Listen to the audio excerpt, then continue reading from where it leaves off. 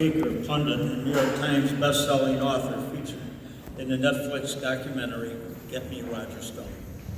A veteran of 10 national presidential campaigns, he served as a senior campaign aide to 4 Republican presidents, including Nixon, Reagan, and Donald J. Trump. Mr. Stone served as chairman of Donald Trump's Presidential Exploratory Committee in 2000 and strategic consultant in 2012. An outspoken libertarian, he is the author of the New York Times bestseller, The Man Who Killed Kennedy, The Case Against LBJ, The Clintons' War on Women, The Bush Crime Family, and The Making of the President, 2016. How Donald Trump Orchestrated a Revolution. Mr. Stone has written for Fox Opinion, InfoWars, Breitbart News, Stone Zone, The Daily Caller, and The New York Times. Our friend Roger Stone, a 15-year friend of mine, a political advisor and supporter of President Trump, was charged by Special Counsel Robert Mueller after the stunning early morning raid. I think there were 29 FBI agents. SWAT agents. Early morning raid in his Fort Lauderdale home by 29 heavily armed FBI agents that CNN was allowed to film. That is a mistake. Due to a broad gag order issued by the judge, in this case Roger Stone, his family members, and even his supporters are prohibited from commenting on his case, other than to say that he has pled not guilty to all charges and has filed a vigorous legal defense at trial in D.C., which opens November 5th. This ordeal has left Roger and Nydia, his wife, nearly indigent, having lost their home, their savings, their car, most of their insurance, and Roger's ability to make a living and provide for his family. Still, this valiant man has vowed to fight for exoneration. Roger Stone needs our help.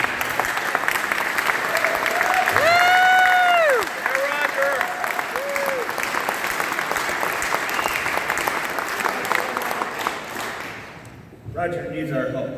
His legal defense is projected to cost as much as $3 million. Help us help him reach his goal. We cannot discuss his case. Roger will share with us today his unique and insightful views on contemporary American politics and the upcoming 2020 presidential campaign.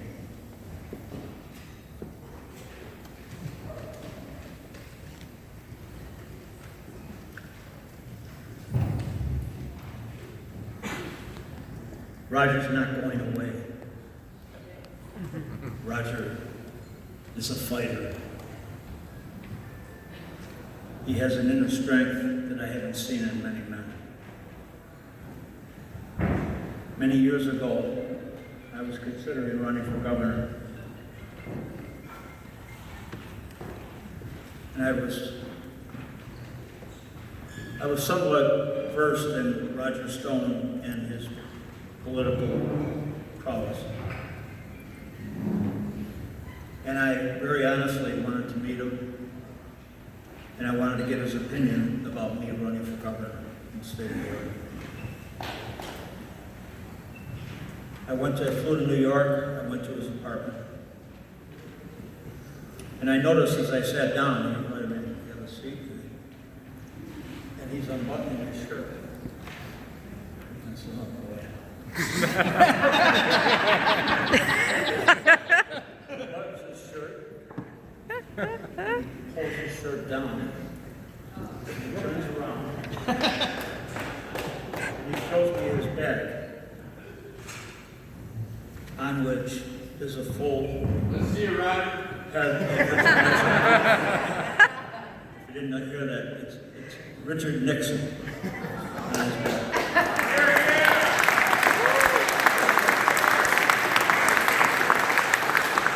And he said, Carl, I just wanted you to know where I come from. I wanted you to know my politics.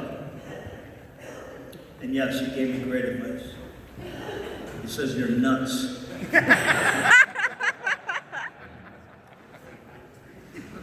you'll win the primary and you'll kick Lazio's ass. He told me that. He says, but it's going to be very, very difficult to beat Andrew Cuomo in New York State. And I appreciated that advice. And I did what I did. And I enjoyed the experience. And after that, I enjoyed my relationship for years and years. Having a sounding board like this that I could call anytime and really get the real story of what was going on and the good advice and the smart thing to do. So without further ado, I give you the voice of the American people, Roger Stone.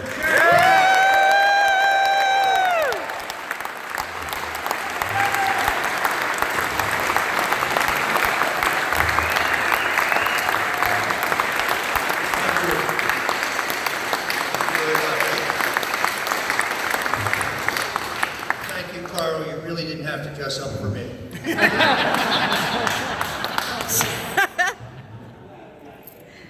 Ladies and gentlemen, I am a student of history, and I have studied political trends. And I think people underestimate the importance, the seminal nature of Carlo Palladino's campaign for governor.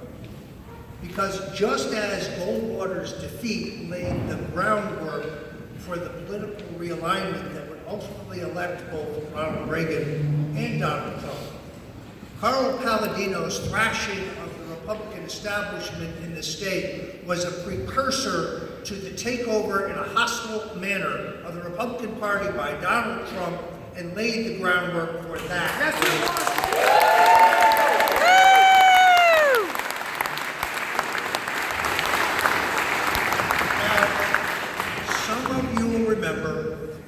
Carl's campaign collapsed after a series of extraordinary political gaffes. Like when he said, for example, Sheldon Silver is a crook and he belongs in jail. How did that work out?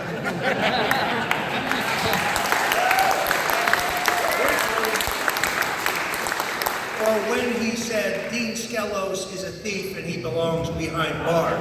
What a mistake. No, ladies and gentlemen, Carlo Palladino was a truth teller, trying to tell the people of the Empire State about the dysfunction of the two-party duopoly and the three men in the room. He was merely ahead of his time.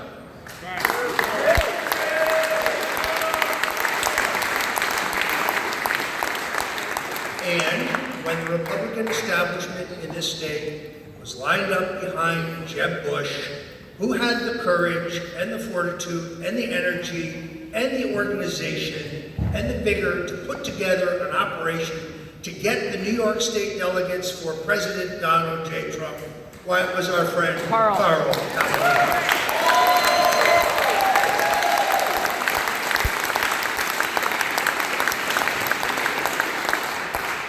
Friends, when you're in a foxhole, when you are in a jam, there is no more loyal friend than Carlo J. Palladino.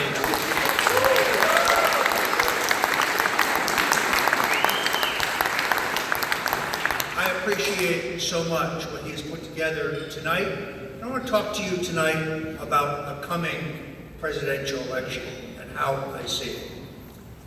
I have been a friend and associate and supporter of Donald Trump for 39 years. I tried to get him to run for president in 1988, in 2000, in 2012, and then lastly in 2016. Because I saw from the beginning that he had the size and the independence and the courage and yes, the cojones to take on the two-party duopoly that had run America into the ground. He didn't run for president because he needed a job. He didn't run for president because he needed to be somebody. He already was the best-known business person on the face of the planet. He didn't do it because he needed a bigger house or a nicer plane. He already had a bigger house and a nicer plane. And right now he could be enjoying his life. No, let's be clear. The presidency has cost Donald Trump $2 billion of his net worth and has earned him the enmity and the vituperation and the abuse of the fake news media against him and his family every single day, and he lets it roll down his back. Why? Because he's not doing it for him, he is doing it for us.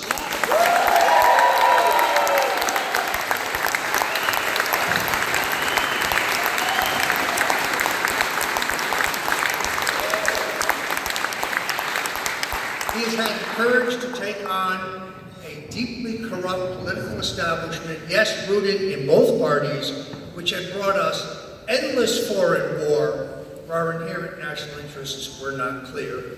The erosion of our civil liberties, where the government is keeping metadata tags on every American, reading our email, listening to our cell phone calls. Immigration policies that leave our streets and neighborhoods unsafe, but reward those who are trying to come here illegally while punishing those who are trying to come here legally for the promise of America. Trade policies, which are great for our trading partners, but not so great for us because they have literally sucked the jobs out of America.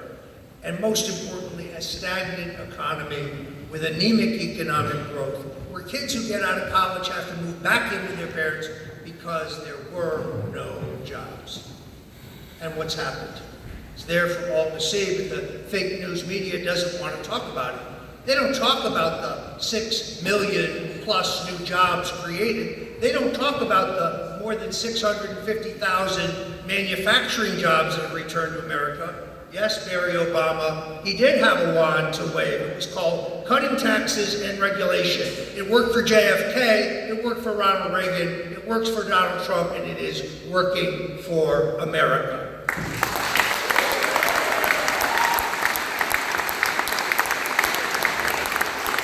Wage growth at the fastest pace in American history. Unemployment at the lowest point since 1969, when my mentor, Richard Nixon, was president. Carl Palladino is absolutely right. I do have a tattoo on my back. It's about the size of a grapefruit. It's the head of Richard Nixon, which means, in all honesty, folks, I'm the only person you know with a dick on the front and the back.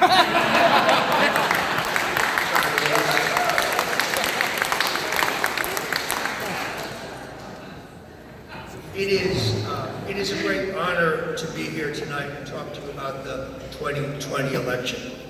I think the greatest single obstacle to the president's re-election is the overconfidence of his supporters. Yes. It's easy to look on that Democratic debate stage last night and see a band of pygmies and say, well, none of them can possibly defeat the president.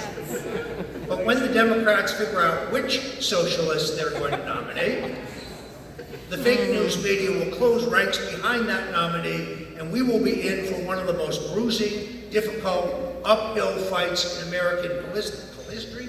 And like the election of 2016, Donald Trump will once again outfox, out-campaign, out-communicate the opposition.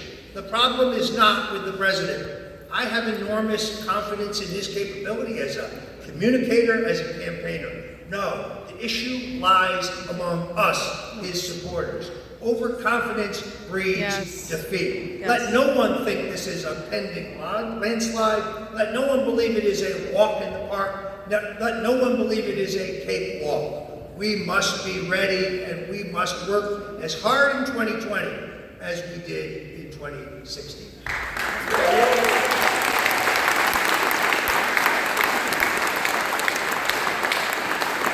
Now, those who look at the polls today, many of which show the president behind, say, well, the polls were wrong in 2016. And they were, but for a different reason. 2016, many of the professional pollsters, putting aside those charlatans who put extra Democrats in their sample to give Hillary Clinton an artificial lead, but the professional pollsters were basing their polling on a false premise that the turnout in 2016 would be identical to the turnout in 2012. And of course, no two elections were alike, and rural turnout outpaced urban turnout in 2016. Catholic turnout was at an all-time high. You had a lower percentage of African-American votes. You had Donald Trump outpacing Mitt Romney by a couple points in that community, which in states like Michigan and Wisconsin and Pennsylvania is significant. You had a very different split among men and women, and therefore the polls, it's not that they were rigged, they were mistaken, in some cases, most cases, for legitimate reasons. Now the polling has been adjusted to more realistic prospects for turnout.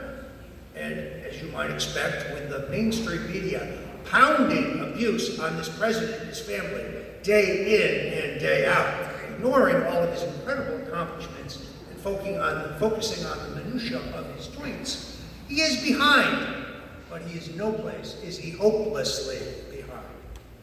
And in every place, victory is not only possible, it is attainable with the focus and the support and the lack of overconfidence of everyone in this room.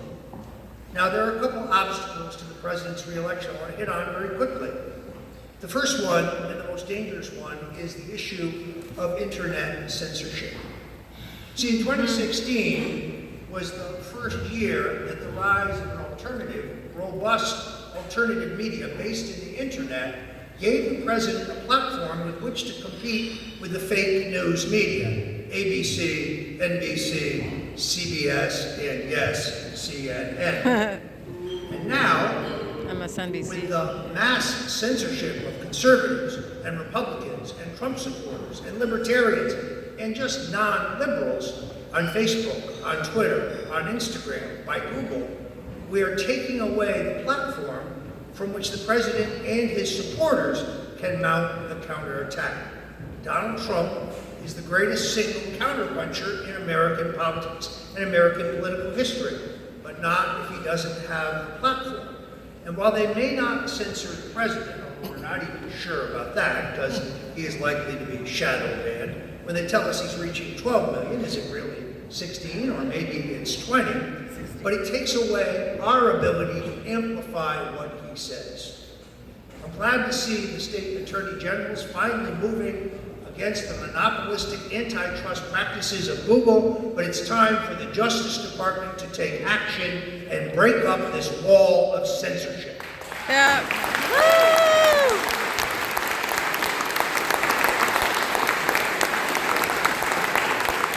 Secondarily, we need an honest election.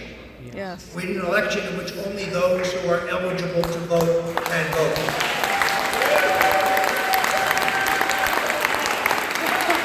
If you need a photo ID to buy a pack of cigarettes, if you need a photo ID to get a hunting license, if you need a photo ID to get on an airplane, if you need a photo ID to apply for welfare benefits or unemployment benefits, why not a photo ID to vote?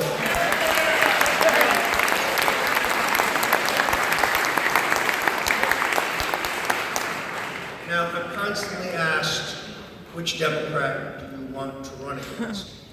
And my answer is very clear. I would relish a race against Joe Biden. In last night's debate, Joe Biden was talking about our current drug laws as if he wasn't the guy who wrote them. Under Joe Biden, what he used to call the Biden bill, literally hundreds of thousands of poor people and African Americans have been incarcerated for the first time nonviolent crime possessions of small amounts of drugs. The war on drugs, which I have identified as President Nixon's greatest single error, has been an ignominious, racist, expensive failure. These people are not violent criminals. Drug abuse is a public health issue, not a criminal justice issue. And who is it who has signed criminal justice sentencing reform to give people trapped in the penal system a second chance? Why, that would be President Donald Trump.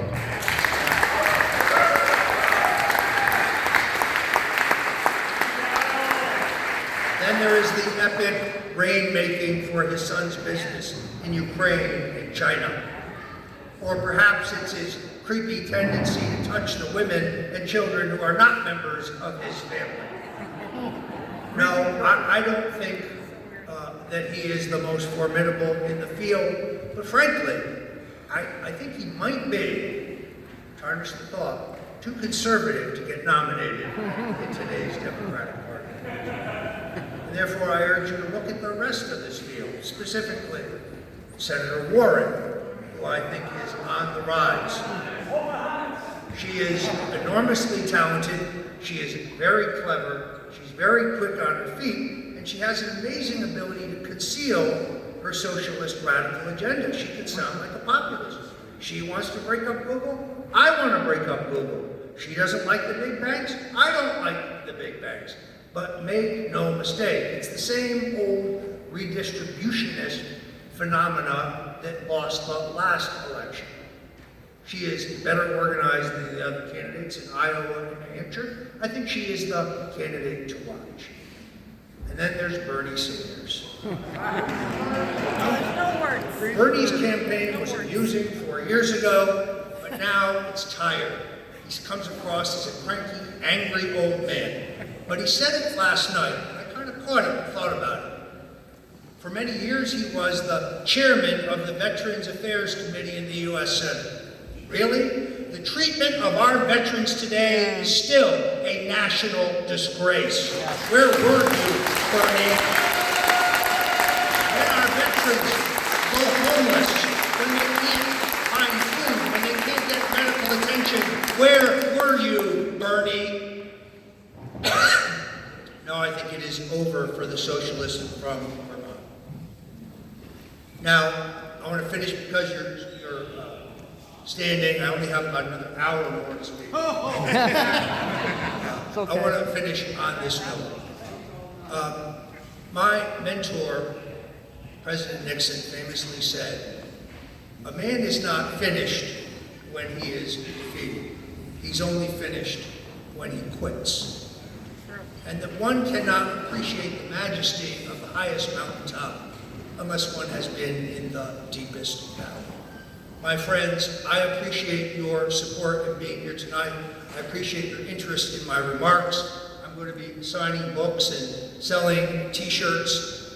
God bless you all. Here's what I have learned. When you go through tough times, and I've been through tough times previously in my life, you find out who your true friends are. And everybody in this room is a blessed friend. God bless you.